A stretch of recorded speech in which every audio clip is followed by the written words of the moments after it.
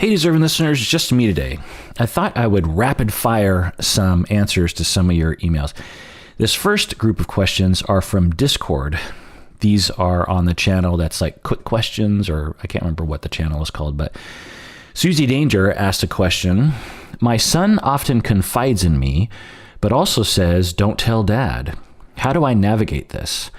There are things I feel his father should know, but if my son were to find out I told him, all trust would be lost.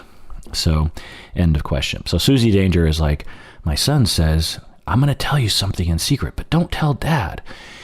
But she's saying, I feel like his father should know about some of these things. Okay. The first thing I'll say is there's no easy answer to this. You're kind of stuck between a rock and a hard place to some extent. The factors to consider are obviously what's being told to you. How consequential is it? Because by not telling the father, you could be kind of lying by omission to some extent to them, even though the person who told you not to tell them. Or is it just like, my favorite color is blue, and he just doesn't want dad to know?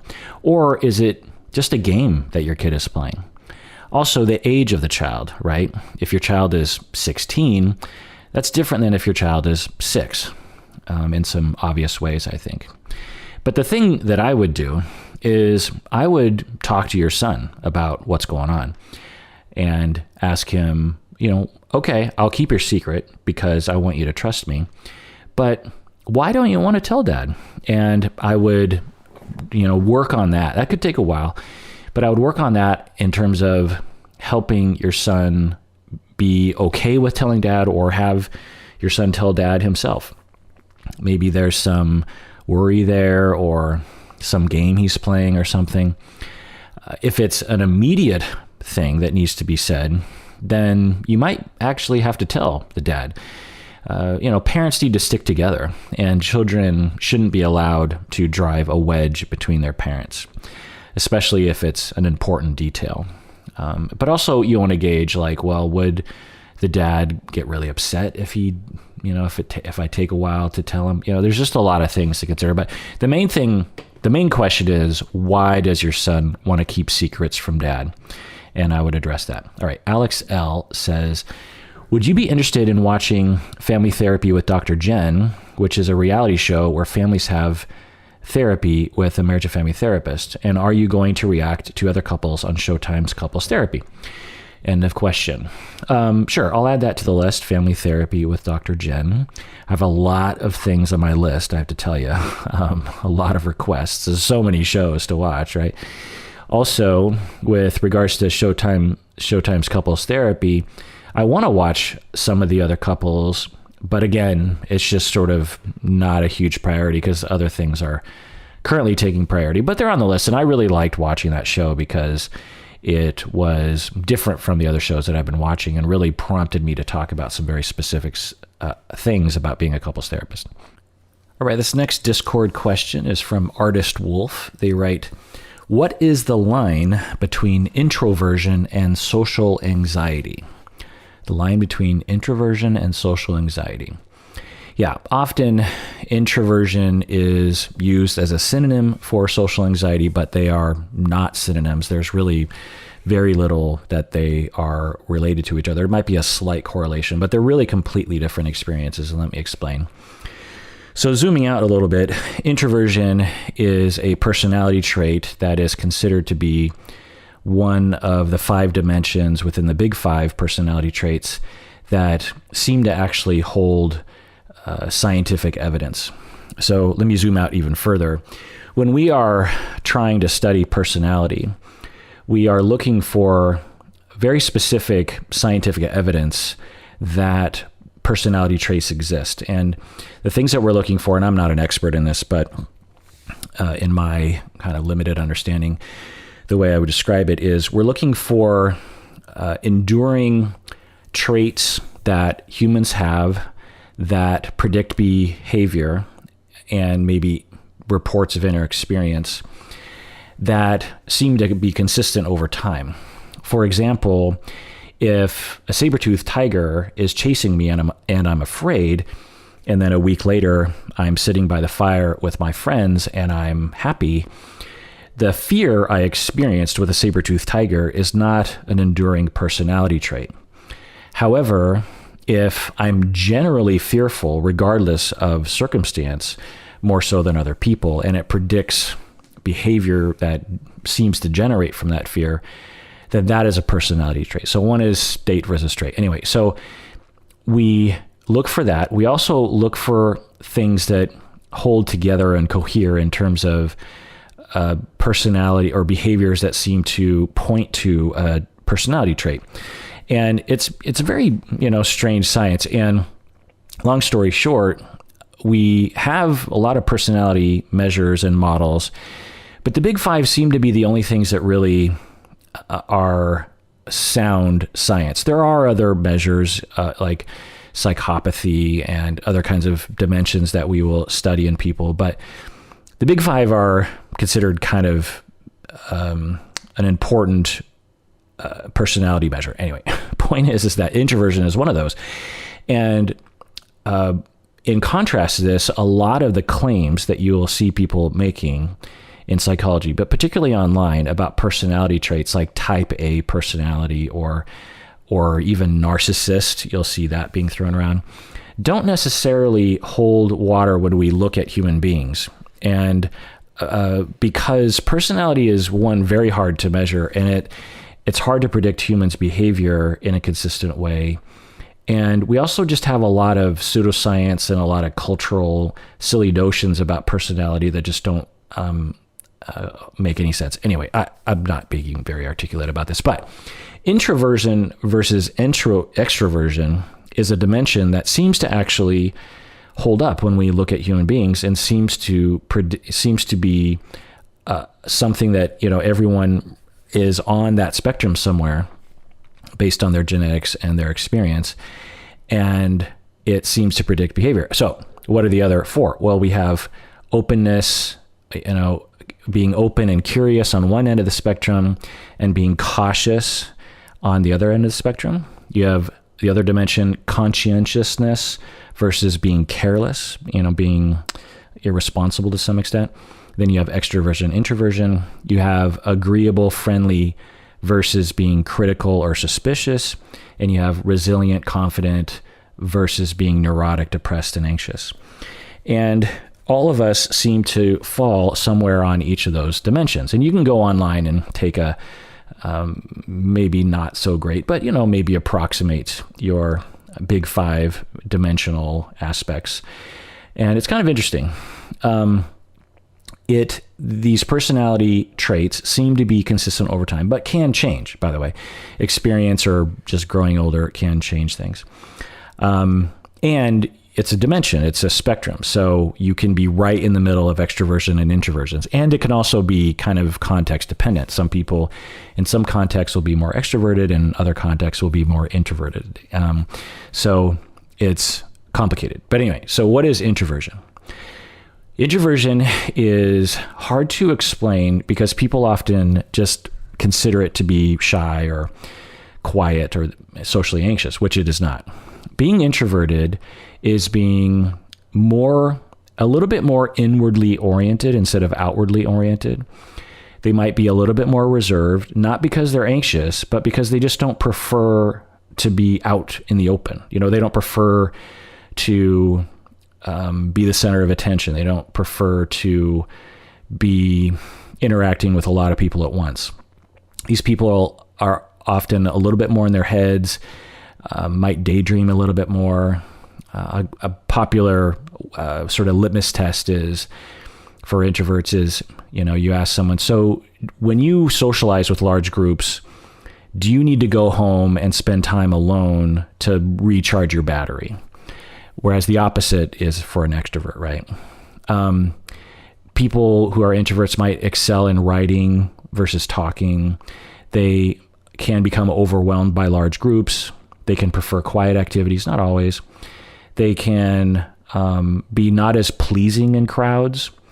Like with Umberto, for example, he's a very extroverted fellow, and he's very pleasing in crowds. He's very interested in how everyone's doing and knows how to smooth things over in crowds. I'm not like that. I'm more in the middle of extroverted, introverted, and he's more extroverted.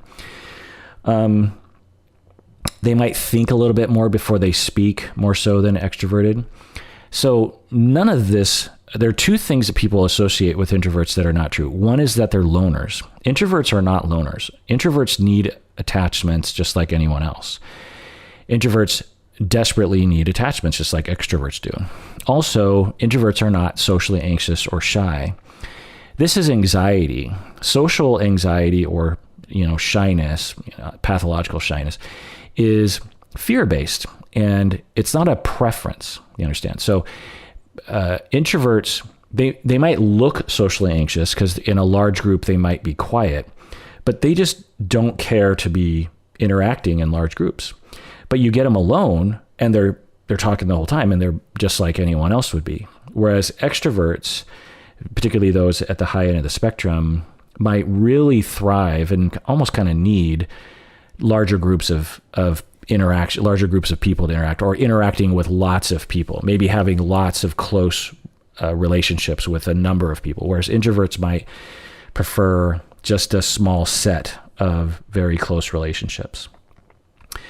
So to drive the point home, extroverts can absolutely be socially anxious and shy, because extroverts prefer, based on their personality trait, their disposition, their genetics, their experience, they prefer to be interacting in large groups, but they can also be socially anxious that can prevent them from interacting in large groups. So an extrovert might be very shy, but if we take away their fear, then they will really prefer and thrive within large groups socially. An introvert can also be socially anxious, but what it'll interfere with for them is interactions in small groups, because that's what they're trying to go toward. Whereas introverts don't necessarily care about bigger groups. They can also be socially anxious in those venues. Does that make sense? So introverts are more oriented towards their inner life and smaller groups. Extroverts are more oriented outwardly and more interested in larger groups. Now, what do we mean by larger groups? It's kind of hard to figure out, because the classic is like you have a big party, and you're like, hey, and you're moving around the room and you're like, how you doing? Yeah, sure. But that's not a common thing. A more common thing would be at work in a staff meeting of 20 people, they're more likely to talk. They're more likely to feel at home. Whereas introverts at a large meeting might just kind of check out. Even though you go to one of those introverts after the meeting in a small group of 2 to 3 people, and they're totally comfortable and they're talking all the time. That's kind of me. So I'm in the middle of extrovert, introvert. And in large staff meetings, I almost never said anything. I didn't want to. It just never occurred to me.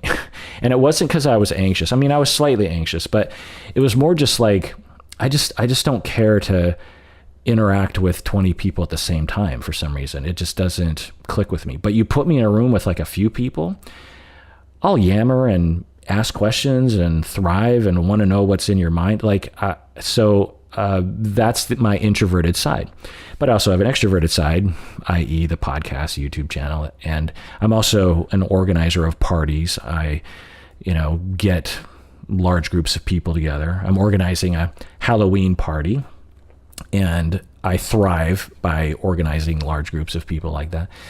So, I have aspects of both depending on the situation. So extroverts can be socially anxious, and introverts want interactions with people desperately, just like everyone else does. All right, this next question, I'm going to do lightning round. I was a little long in the word department when it came to that question answer. So Portal to the Moon says, is it ever appropriate to start couples therapy with a partner's existing therapist who specializes in marriage therapy? I've had therapists tell me that they do not, on principle, start couples therapy after one partner has already started individual therapy with them, even though both partners were on board and it was just 1 or 2 sessions of individual therapy. End of question. Yeah. So, for example, to be specific, let's say someone comes to me for individual therapy. We do 2 sessions.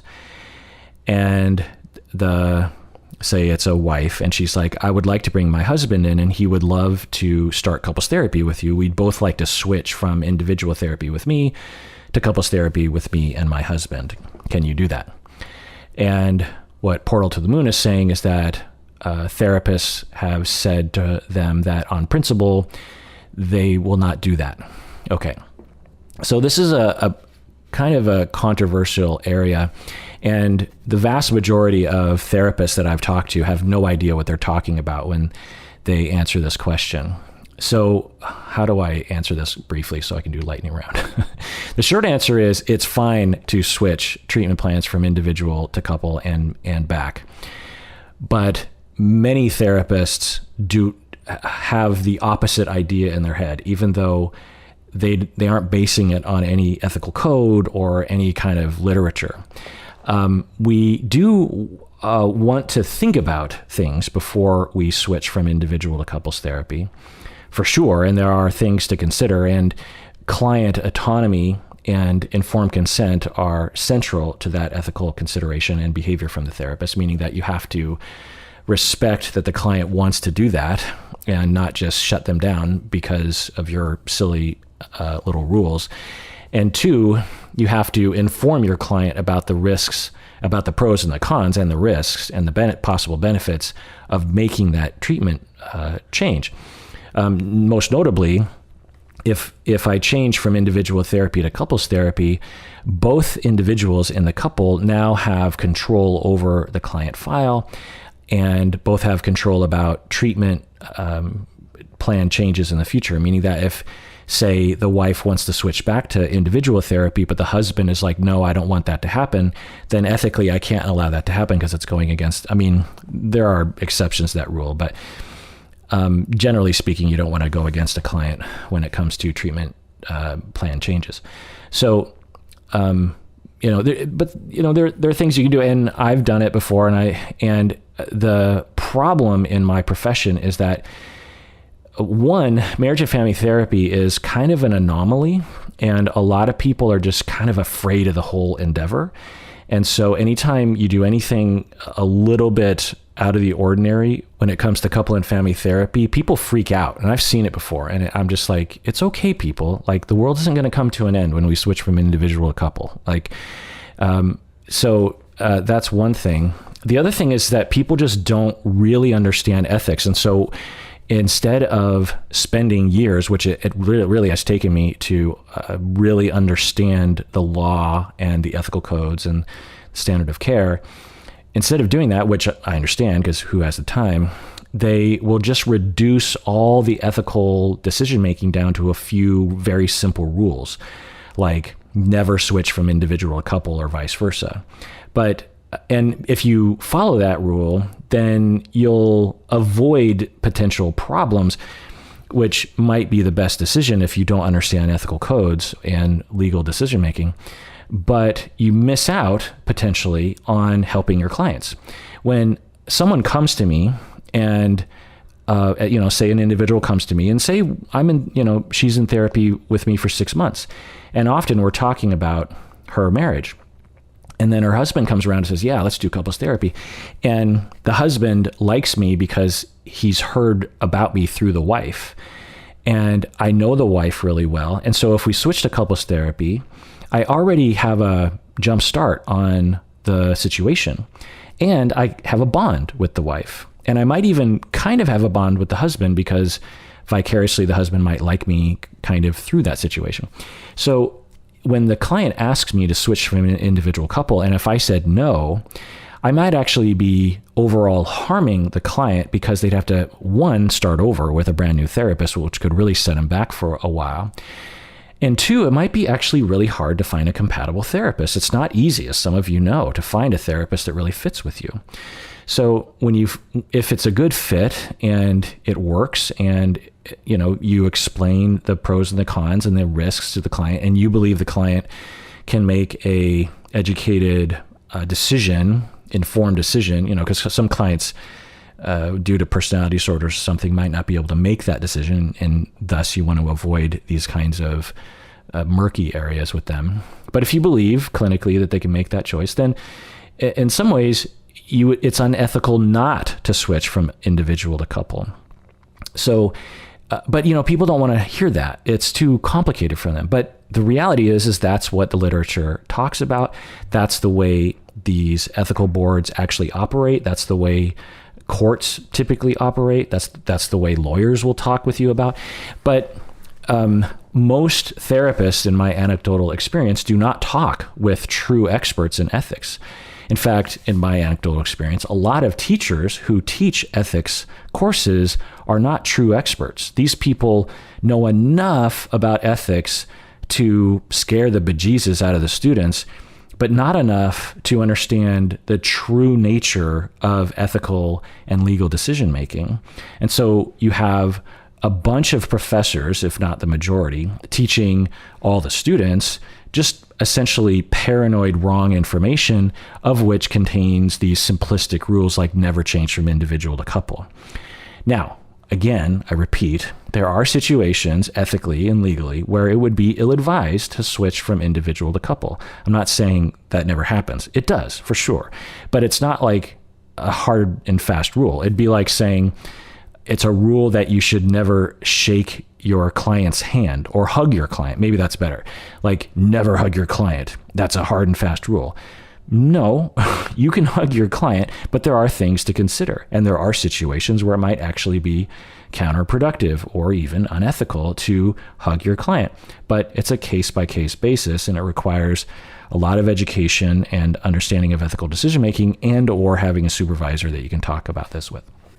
Having said that, if a therapist wants to, as a policy, just not deal with that murkiness, and they just want to say, look, I don't want to switch from individual to couple or vice versa. I've dealt with that before and it was just too messy for me, then that's fine. For the most part, you could again say that they're potentially harming clients by not allowing for that flexibility. But generally speaking on that rule, I wouldn't say that typically. And so if you as an individual therapist say, I'm not comfortable with that because it doesn't fit with my style, or I don't know enough, or I just don't want to get into that kind of thing, then generally speaking, I would stand behind that. But it's when people generalize that to the entire profession and impose their particular fears that are based on not a lot on me as a clinician and on everyone else, then we have a problem. All right, next question. Alex L. says, have you heard about therapists traveling the world living the nomadic lifestyle while providing telehealth therapy? What do you think, or what's your opinion on this? End of question. Yeah. If you didn't know this, particularly during the pandemic, a lot of therapists were sitting at home doing telehealth, doing teletherapy over the internet. And it occurred to them, wait, I could go anywhere. Because the way that it works in the States is, and it's complicated, but for the most part, if you're wherever you're licensed, you need to be licensed in a state. So if I'm licensed in I am licensed in Washington State. And so if I have a client that's in Washington State, that's great. And I could be anywhere in the world treating them.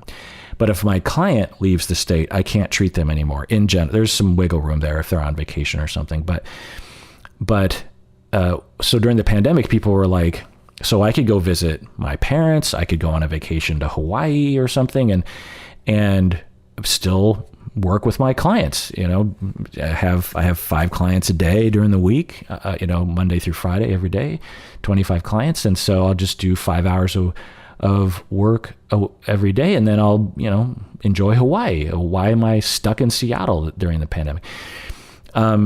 To the point where I have a former supervisee who might actually be listening right now, who has been using this time, the past year, to travel all around the States and experience all sorts of different towns and cultures and people and places. And all the while treating all of her clients who live here in Washington State. And she's a fantastic therapist and her clients really love her. So you're asking, have I heard of it? Yeah. And what do I think about it? I think it's fine. Telehealth and teletherapy has its role for sure. And I'm glad that it's available to people. It's sort of like being able to talk with your physician over the phone or over video. it can be so much more convenient. It can obviously reduce your risk of infections during a pandemic because, you're not leaving your house. So there's a lot of pros and cons. I will give a caveat that I worry that our trend towards isolation and sitting in front of our computers all day will continue in general.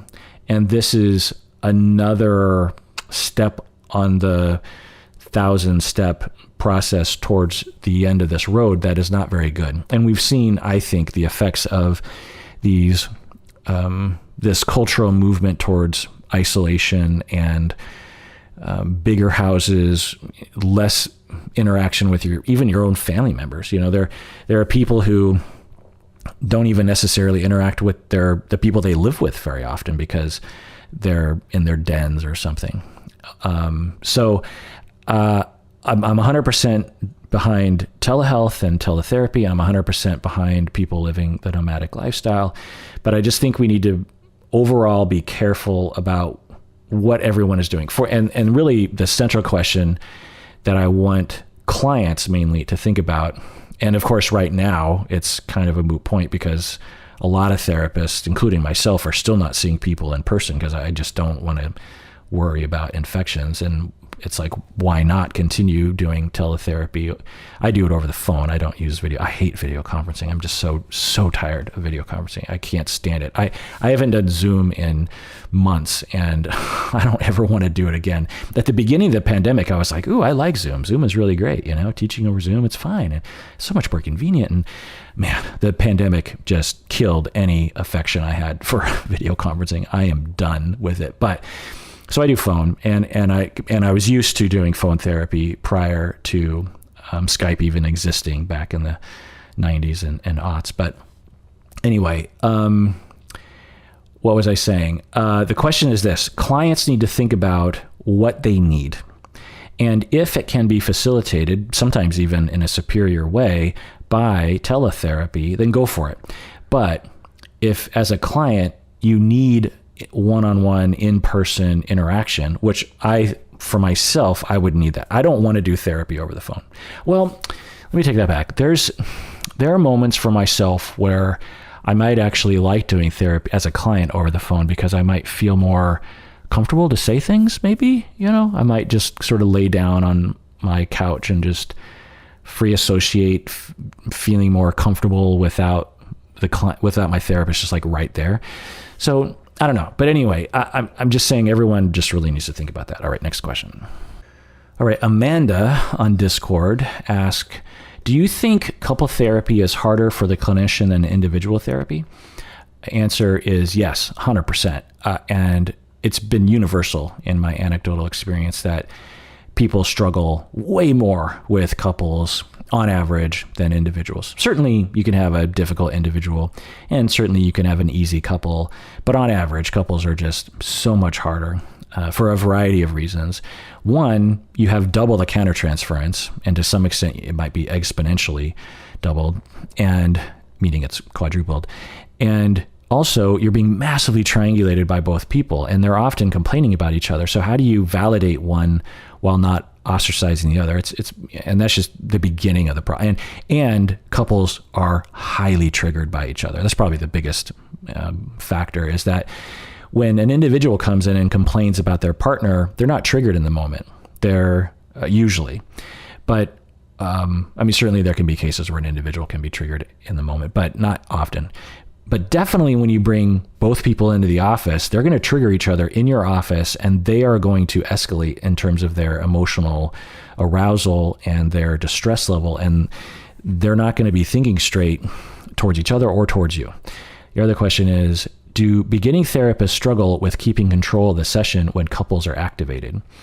End of question. Yeah, absolutely. And when I teach couples therapy to students, this is something that often comes up. I will have the role players, or they will just naturally get to this place where they will actively fight and maybe even ignore the therapist, which happens. I, in my early career, was known for having very activated couples who would yell at each other, and I would try to get them to stop, but they wouldn't. And so, and for other reasons along these lines, my agency actually put me in another building because my clients were so loud that they were disturbing the other clients in the other offices. And so, and I didn't consider it a failure. I just thought it was part of what couple and family therapy is. Sometimes you get heated, and it's fine within limits. The other thing is that you don't have to control your clients. If they start yelling at each other, it's not your job to stop them from, they're adults. They can yell at each other. So a big part of your, as a therapist's, professionalism and abilities as a therapist is really acknowledging, I'm not in control. I don't have to control them. If they're going to yell in my office, then go for it. Even if one person is kind of abusing the other person, it's not your job. You're not a savior of human, and you don't have the ability to control. You don't have the ability to save. So you can only do what you can do. And next question. Laura says, what is your recording schedule like? I'm just in awe with the amount of content that you keep putting out. Also, do you record your reaction to a full episode and then record a couple of outros, or do you watch in segments? Interesting question. I could go on and on about this, but in brief, you say, what is my recording schedule like? I record usually in the afternoon and evening, because in the morning I have my routine. I work out, and I do emails, or there's something in the house that needs to be done, or a chore. When I sit down to make a video or record an audio episode, I feel like I need everything to kind of be orderly. All my ducks need to be in a row. Everything needs to be clean. Everything needs to be done. And then I can kind of relax and make content. And I'm also a night owl, so I'm cognitively probably at my best in the evening. Like right now, it's almost 7:00, and I'll probably be recording for a while. So that's the time of day. In terms of when, what day I do, it's really random. I will record on a Monday or a Saturday or a Wednesday. It's really just totally up in the air, especially now that I no longer am full-time at the university and my practice is very small. Most of my work week is now podcast stuff. And by the way, there haven't been very many deep dives lately because my life has been in total chaos for the last few months, if not longer. And I've talked about this before, but I hope in the next month or two, my life will get more under control and I'll be able to do some deep dives. I have so much desire to do. I want to do this deep dive on defense mechanisms, and I think it'll be a really good one. I think it'll be a long one. Anyway, so if you're in awe about how much content I put out, there's a lot of things that go into that. One is that I have a lot of time to do podcast stuff because y'all have become patrons, or many of you have become patrons, which gives me the ability to pay my bills instead of working at the university as much. And another thing is I've become pretty efficient that there's so many technical things of posting episodes, and then I have the pod wife Stacy, who helps with a lot of the technical side as well, and that frees me up to have more time. So I have a fair amount of time, and I'm fairly efficient because I've been doing this podcast for 13 plus years, and so I have it kind of down to I'm a big fan of efficiency. I don't like wasted time, and I don't like wasted effort, and so I like to hone things down to, because really when it breaks down to it, if I could have my way, I would automate everything or have other people do everything, and I would just do content. But it just doesn't work out that way because there's all this random. I won't even. I sometimes I'll spend an entire day just snaking wires around my office between my computer and my interface and my camera and my microphones. There's so much to go. Yeah. Anyway, point is there's that. And when I do reaction videos, I will do batches. So I'll sit down. It depends on how much time I have, but kind of best case scenario, I sit down at like 3:00 or something, and I just record video after video after video for like 6 or 7 hours. And then the next day I have to, I don't know if people who watch my reaction videos, it might not look like it, but they're heavily edited.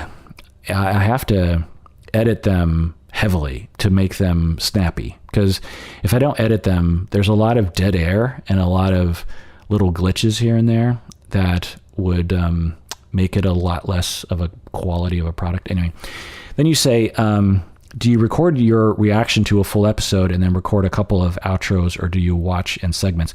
It depends. So usually I will watch segments and I'll do an intro and an outro, but sometimes I'll watch a video and I'll do an intro at the beginning, but then at the very end I do an outro, and then I realize I recorded for like 3 hours. That's not one episode. That's going to be like 4 episodes. So then I'll go back and record a bunch of intros and outros, if that makes sense. Anyway, next question. Anonymous patron says, I worry that you work too much. Well, this person wasn't on Discord. This person just emailed. It's related to this. I worry that you work too much. Maybe you should take a break. I hope you are well and taking care of yourself. Well, anonymous patron, that's very nice of you. I don't work too much. I love my job. Plus, this job called podcasting is enjoyable. Like, it doesn't feel like working. In fact, as an example of this, I am such a list taker and a data entry person that I've been entering how many, when I say this out loud, it sounds so demented, but I have kept track of how many hours I've worked daily for decades. So I can go back, and it's all in a spreadsheet in Excel. I can go back years and tell you exactly how many hours I worked every day for years and years and years. And so I have this column where I record how much I work. Podcast working is in a different column because it doesn't feel like work to me. I mean, it definitely can feel like work, like snaking wires around my office, or posting stuff on YouTube, or dealing with copyright crap on YouTube, or I don't know. There's just a lot of work related things for sure, but it doesn't feel bad. There's something about being self-employed that it just feels, less of a bother. When you're at a large organization like a university and they're telling you to do some sort of busy work thing, it just doesn't feel, because it doesn't feel like it matters. When you're self-employed, a small business, everything feels like it matters. You know why you're doing it. Anyway, so it doesn't feel like working to me. And I thank all of you who have become patrons. And if you haven't become a patron yet, please do so, because people are always sort of dropping off of the patron list. And so we need a fresh new group every month to fill the empty spots. And it's been quite a journey over the past 13 plus years, going from an extremely humble podcast in the beginning for many years to now this is all I do. And, but yeah, so you worry that I work too much. Yeah. There's some wisdom to that. I had all these vacations planned before the pandemic, and then the pandemic hit, and, you can't, it just feels silly just taking a vacation and sitting at home. And I'm still, particularly now that the Delta is on the rise, I'm not comfortable with getting in an airplane, really. It's like, I'm not that desperate to travel. I'd love to, honestly, but I'm not. I'd also love to not get super sick or to spread the virus around, or to worry about it for that matter. Because that's another consideration. It's like, imagine I get on a plane and then I arrive in, Mexico or something, and for the first 5 days, I'm just terrified that I'm going to get sick or something. Anyway, so I, since the pandemic started almost 2 years ago, by the way, a year and a half ago, I haven't taken any time off.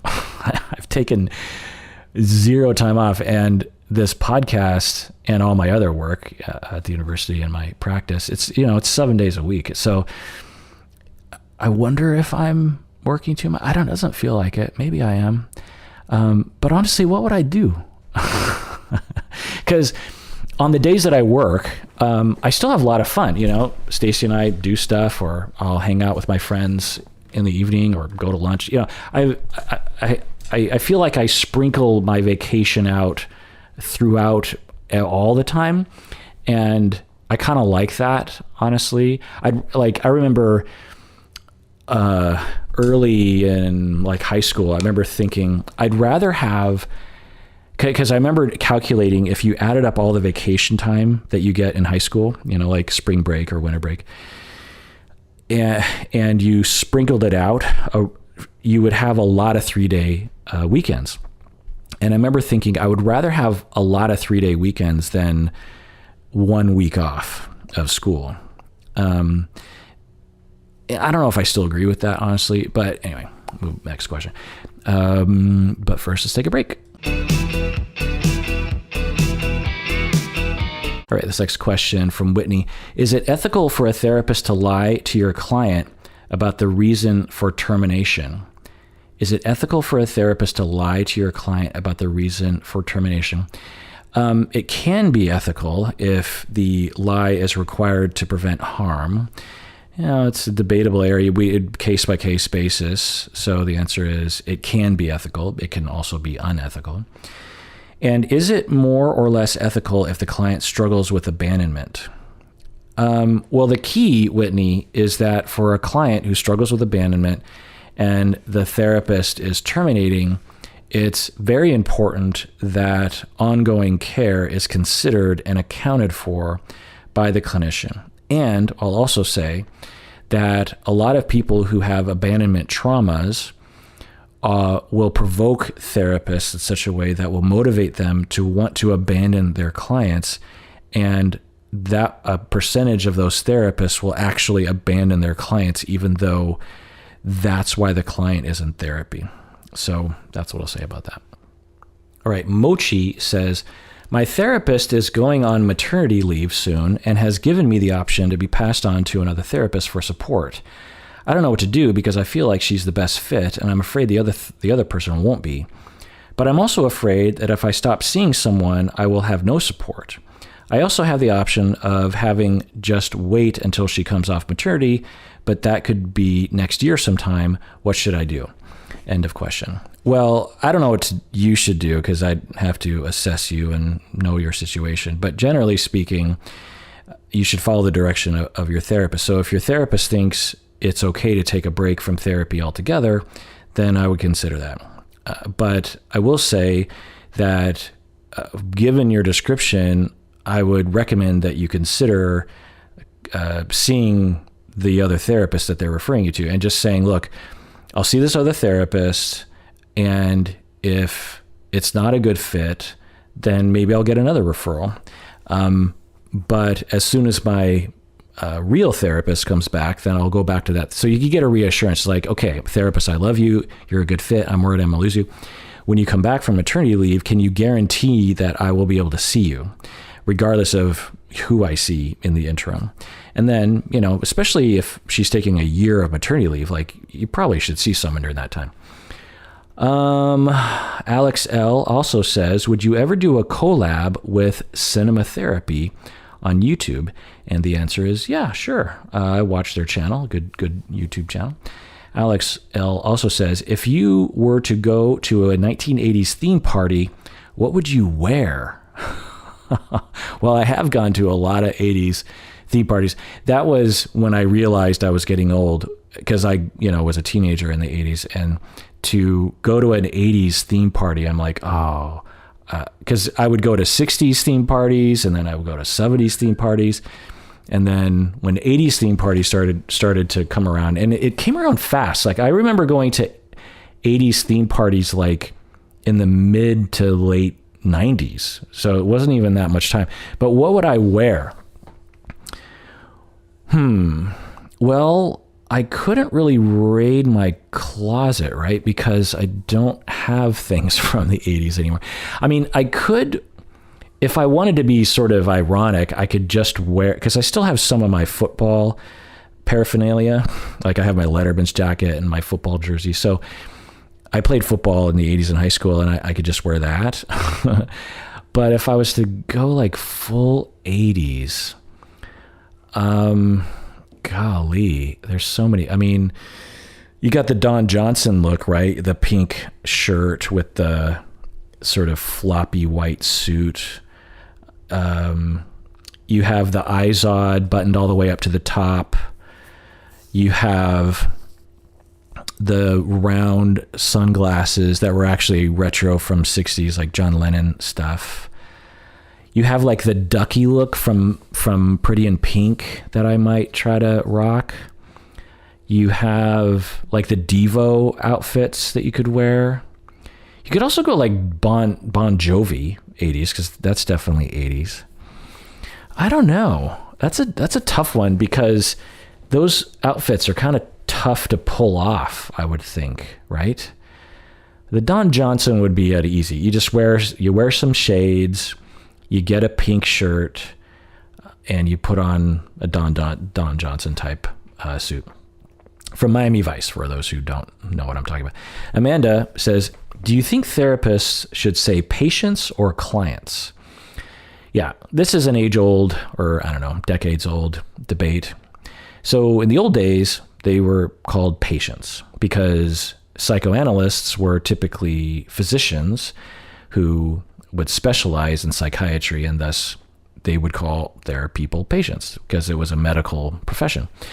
And then psychologists started coming along, and then other kinds of people started coming along, and even psychiatrists would change their mind and say, well, and I remember this debate going on in the 90s, that patients sounded too pathological. It was pathologizing, that it sounded like there was something broken, because the association, at least in the 90s, was a patient was someone with a disease or something, like some kind of illness. And that felt too strong or too stigmatizing, or maybe even just too medical model, and we need to get away from that. And so client was adopted, I believe, from lawyers and maybe other kinds of professions. Don't quote me on that, and they said, let's call them clients. And I remember in the 90s, it was like both. It seemed like 50-50. Some people call them patients, some clients.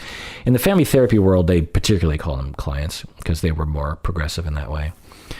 So I for the majority of my career and to this day, still mostly say client. But every once in a while, I'll say patient. I don't know why. I think sometimes there's a slightly different connotation about the word patient that I kind of like.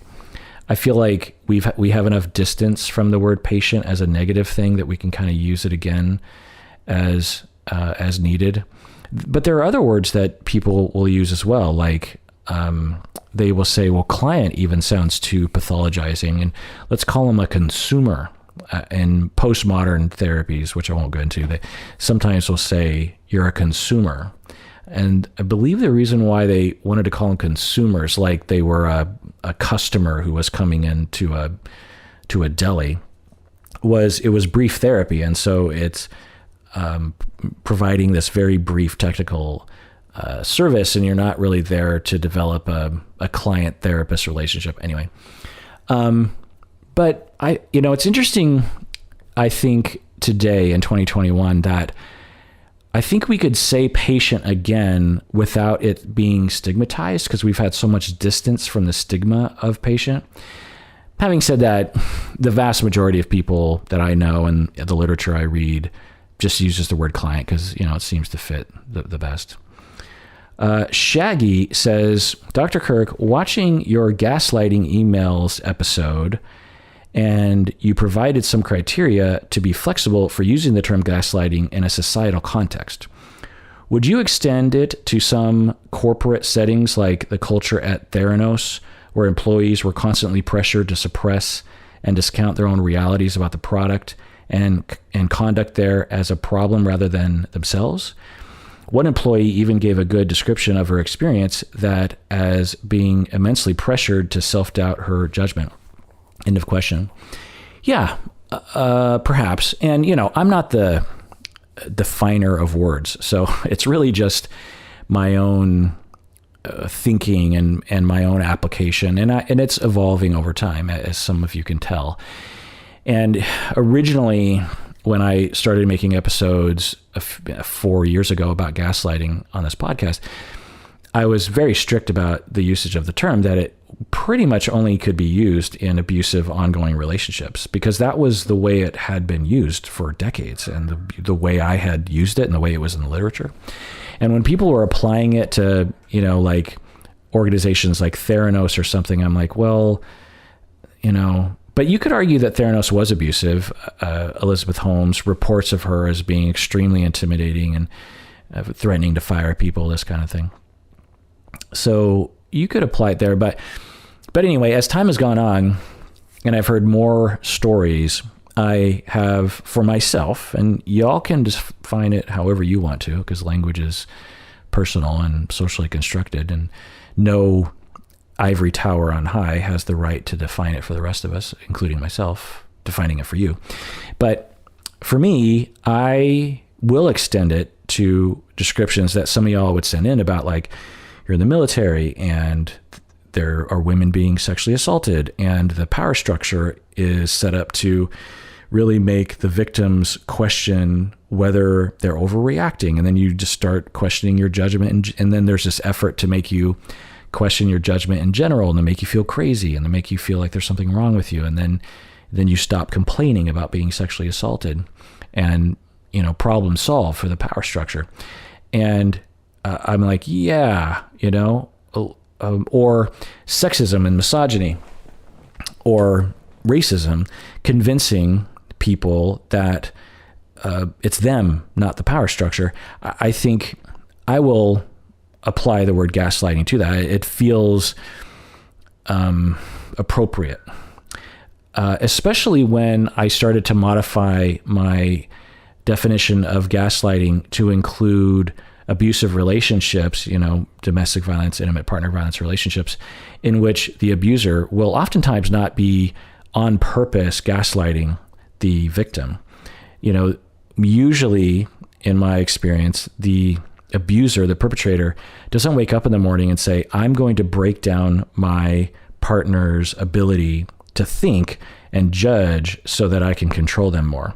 It is a semi-conscious effort, mostly unconscious effort, and kind of a byproduct to some extent, because the abuser often is massively distorted. And they're very sure of themselves, and they're very angry and very scary. And so this weird, distorted narrative can, when you're isolated, which is often the case with this abuser, as the victim, you start questioning your ability to judge reality, because this other person just seems so sure of themselves and they're so angry about things. You're just like, well, maybe I don't understand how reality works. But the abuser isn't trying to lie, if that makes any sense. Anyway, Alyssa says, did you get a chance to try the pizza from Seattle from the Seattle pizza place on 90 Day Fiancé? End of question. Yeah. So for those of you who don't know, 90 Day Fiancé, TV show that I react to on YouTube, there was a Seattle woman, Ellie, who is shown on the show to own this pizza place in Leschi called Central Pizza, which is across town, so it's not easy for me to get to. But the pizza looks really good, and I want to go, but I haven't yet, so I plan to. In fact, I was just talking about it with Stacy yesterday. Your Illusion says, do you think a more apt term should be relationship therapy? Couple and family sounds very specific and potentially limiting to me. End of question.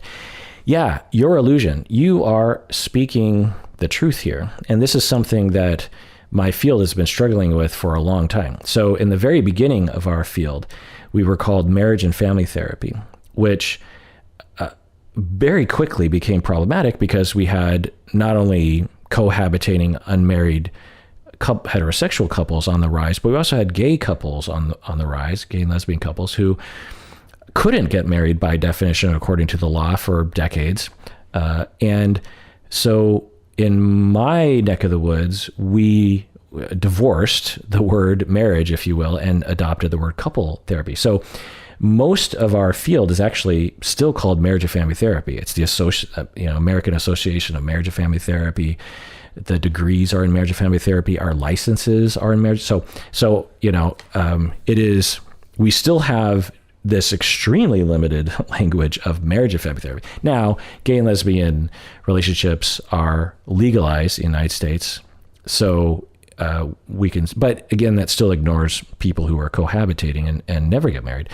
So not only are we still back in marriage and family therapy, or not only is couple and family therapy limiting, but a lot of our language, official language, is still in marriage and family therapy.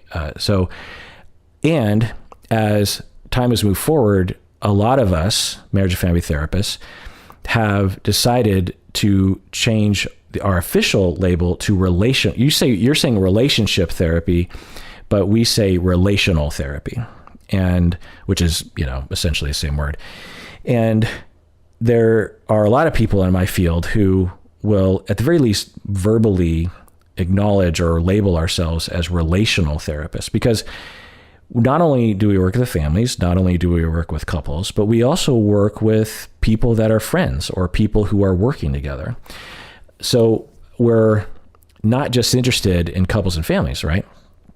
Another aspect of the label relational therapy is that a lot of marriage and family therapists work with individuals, and we will operate relationally, not only between us and the client, but also we're thinking about how the client is situated within their relational world and their sociocultural political world.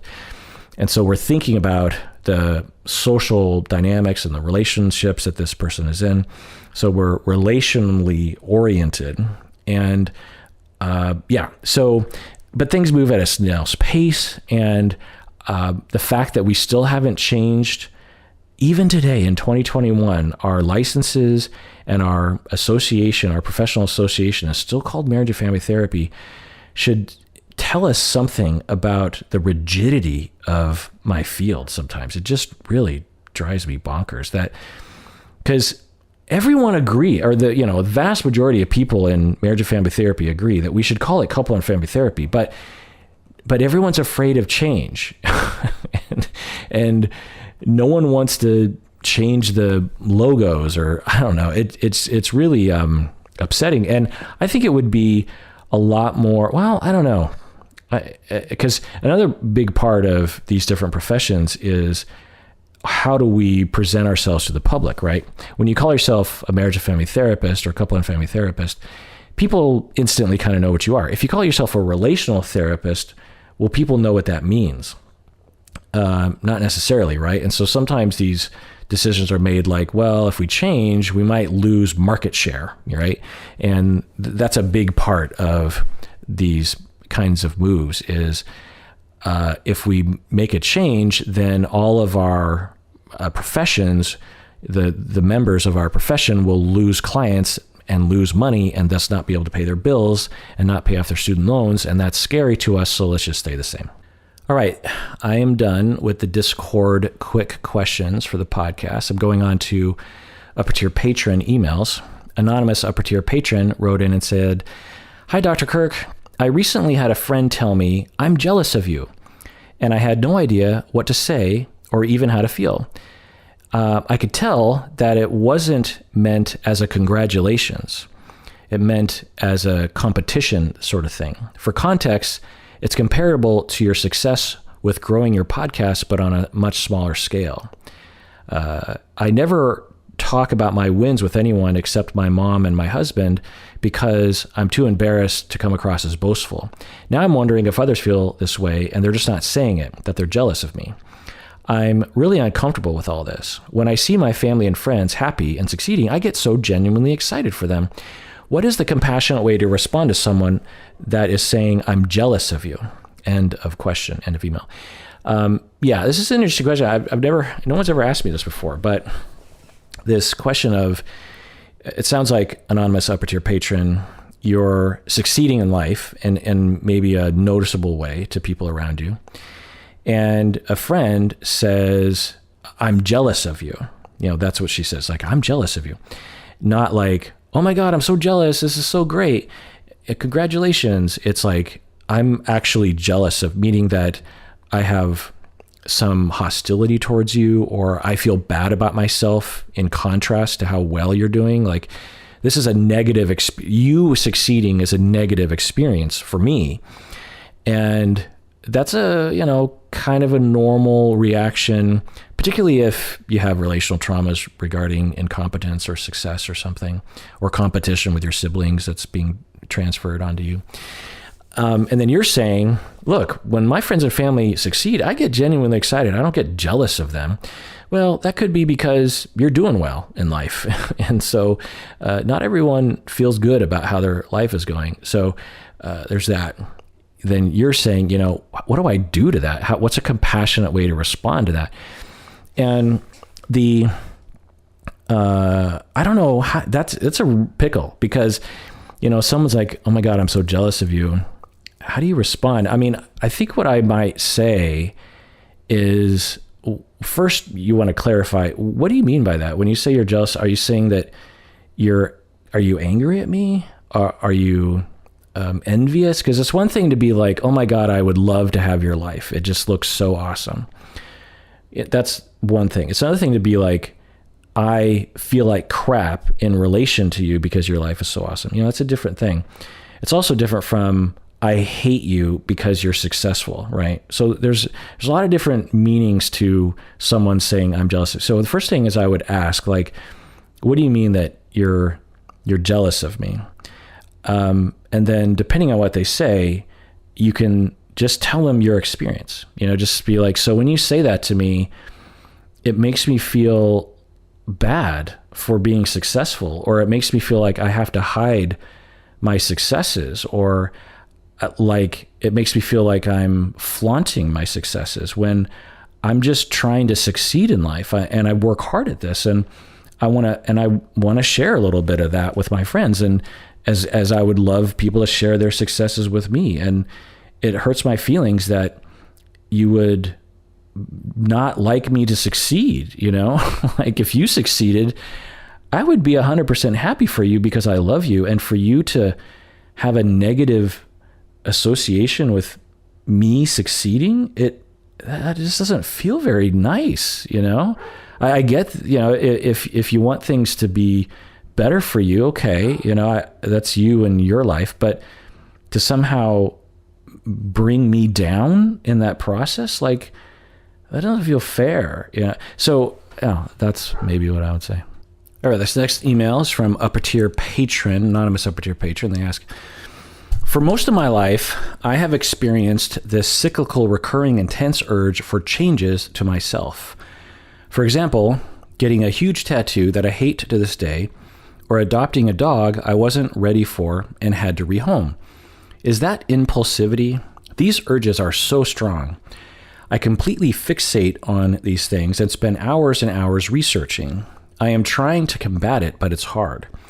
My mind is telling me, do it, do it, do it. You need to do it. I feel generally empty if I'm not pursuing these urges. I am looking for the right therapist, but until then, I hope you could help put a name to this recurring issue. End of email. Well, yeah, you obviously need a therapist who specializes in compulsions and intrusive thoughts to help guide you on a label, which would help with treatment. So I can't know what you're suffering from, but candidates would be OCD. There are versions of obsessive compulsive disorder that will manifest like this, where people will, as you're saying, fixate totally on some sort of behavior. You're saying, I need to get a huge tattoo, and then you get one and then you hate it. And then I need to adopt a dog. I need to adopt a dog. You need to do it. You need to do it. And then you adopt a dog, you're not ready for it, and you rehome. And I didn't read your whole email, but you said actually that you had a big urge to get a huge tattoo. You got one, you don't like it. In the past, you had a huge urge to get a dog, you got one, you rehomed it. And now you're having a whole new bout of intense urges to get another huge tattoo and another dog, even though you know it didn't work out for you in the past. So it's very possible that you have a narrow version of obsessive compulsive disorder and need to work on, OCD specific treatments for that, possibly medication. It's also possible, you say that you feel generally empty if you're not pursuing these urges. Another avenue, which I think might be less likely, but definitely worth pursuing, and there are others, of course, as well, is that you developed this pattern of thinking as a distraction from some pain. So I would look into that as well. All right, this next email is from upper tier patron Junie, who I know very well, good old Junie. And she sent in this video of her talking about systems theory, and it was highly complicated, and I don't know if I can actually summarize it, but essentially she was saying that I don't know if I understood, I don't know if I comprehended, but I think there were two levels that she was talking about. On one level, systems theory helps because it helps us to see the good in people. You will have a scapegoat in a family who is being mean and breaking rules. And when you zoom out a little bit, you see that this rule breaker fits some important role in the family system that is and the system is trying to solve a problem through all the roles, including the scapegoat who is breaking rules and that kind of thing. And so what this does is it makes it so that we don't vilify individuals when we say, well, they're playing a role. But then, and so Junie was saying, I like this point of view because I'm generally a positive person and I like to see the good in people. But then I think she was also saying, which I think is genius, is, but maybe my role in society and maybe my social groups is that I'm supposed to be the one to see the good in people because that's my role. And I'm supposed to see things in a quote unquote systemic way. And the broader system, I'm just playing my role, which is an interesting way.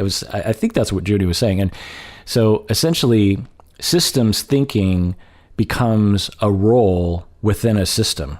You need a linear thinker in a system and a systems thinker or something like that. And I will say, when you start getting into systemic thinking, and especially when you start to zoom out more like that, and you start thinking about culture and meaning and social constructionism and hermeneutics, things get real weird real fast to the point where it breaks my brain in the same way that thinking about how the universe is infinite will break my brain. I'm just like, but that doesn't make any sense, or that there's nothing outside of the universe.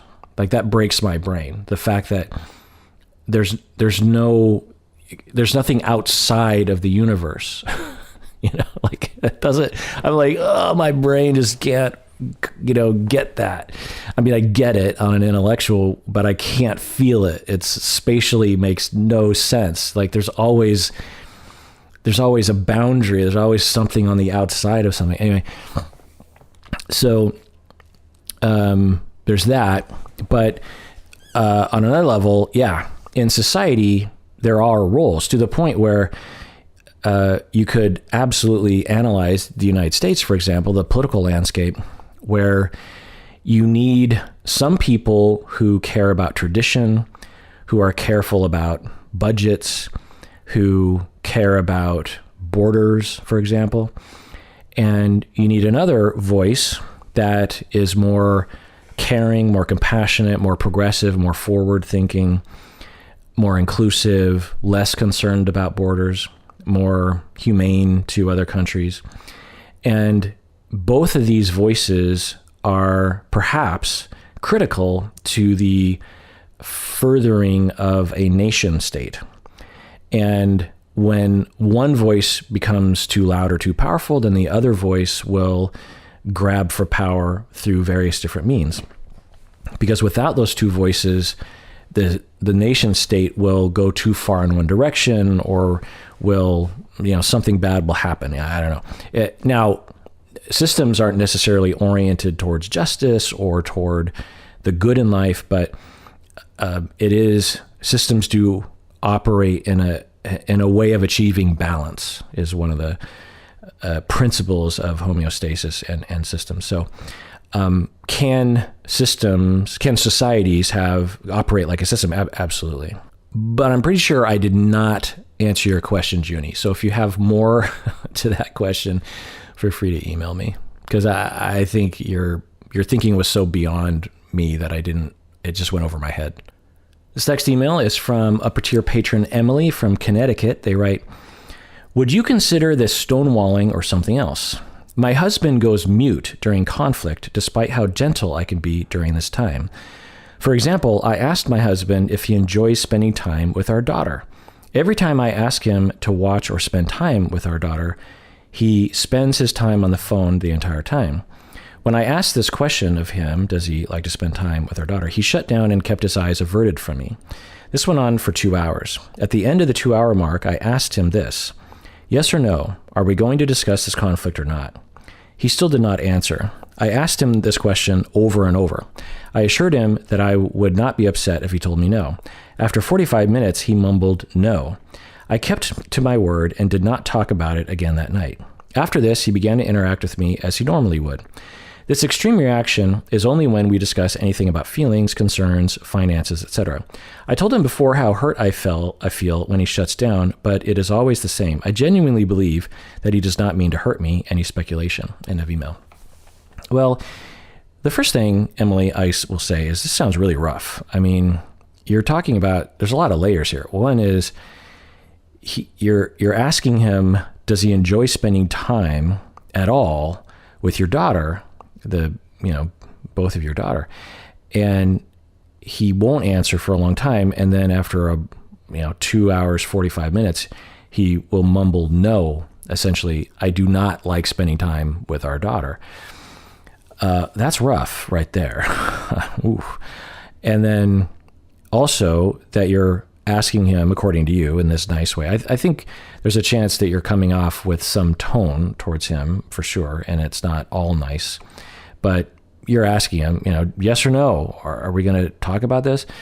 And he doesn't say anything. And I don't know who's to blame there. I certainly have seen that a lot with the couples I work with. And that dynamic sounds very rough. And then you're saying that whenever you talk about feelings or concerns, he shuts down to the point where he doesn't even look at you, and he stares at the ground and won't respond. That's got to be very frustrating. It's very isolating. It's very dysfunctional. I mean, how are you supposed to talk about things in a relationship if that's what's happening? So I don't know what to call it. I don't know why it's happening. You're asking, do you consider it stonewalling? Probably. Stonewalling is usually a result of the individual being so distressed that they just can't think straight, and they just shut down. And your husband sounds like that's what's happening. I mean, he does not sound like he's doing well in those moments. But is it justifiable? Maybe you have a lot of tone. Maybe you are really pressuring in your language and your communication. I don't know. Maybe he has a neurological difference that causes him to overload and become overwhelmed under that kind of interaction. Maybe he has a lot of PTSD about conflict and about disapproval. I don't know. But obviously therapy is called for. A related email here from someone, anonymous person, says, I am wondering what causes someone to become easily flooded. For example, after an argument, they become flooded for hours or even days. Or after repeated experiences like these, they stay in a flooded state where it is harder to access decision-making skills, rational thinking, emotions, etc. Also, is flooded the right word for this? If it's not flooding, what might it be? Could it be something like dissociation instead? End of email. Yeah, it sounds more like dissociation, but it's impossible to tell from your description. For someone to be seemingly flooded to the point, as you're saying, where they can't access decision-making skills or rational thinking or even their emotions for days, this is signs of dissociation. Not necessarily, right? You can also have spikes in PTSD stress that can cause that kind of separation from emotions and separation from your cognitive ability, meaning that you're think of it like when you are, I remember early on someone teaching PTSD, and one of the things they said is that for some people in their mind, when it comes to stress, they have like a bunch of wet wood. And for other people, they have like dry kindling, like dry leaves. So for some people, you light a match and instantly they're on fire. Whereas other people, it takes a while for them to get on fire. So for those with PTSD, they have the dry kindling, where a little bit of stress will cause a huge fire for them, like a forest fire. And it might rage for days and days. Whereas other people, neurologically, it just doesn't happen for them because they aren't like a raw wound just waiting to be triggered. And for some people with this experience, they can be triggered and it can cause them to go into days, weeks, months of a forest fire in their emotions, such that they're in a constant state of distress and just trying to live minute to minute. And it's not dissociation, although it can look like dissociation. So yeah, usually when we're using the word flooded, we're talking about, in the moment. But the word flooded has a lot of different usages. So it's not necessarily a technical, well-defined term. I mean, it is defined in literature, but anyway, that's what I'll say about that. And I think I will end it there. So everyone out there, take care of yourself, be proud of your accomplishments.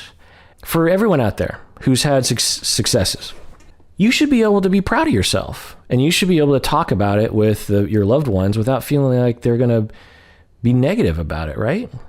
I mean, we have enough shaming going on in our society anyway. And, most of us are on some sort of path, with a career or with family. We have goals in life. And when we work hard and we achieve those goals, then you should be socially rewarded for that. People should support you. People should say, good for you. And maybe more than once, without any complication or envy or jealousy. It should just be unconditional love and appreciation and kudos from other people. You deserve that. And everyone out there, please take care of yourself, because you also deserve that. You really, really do.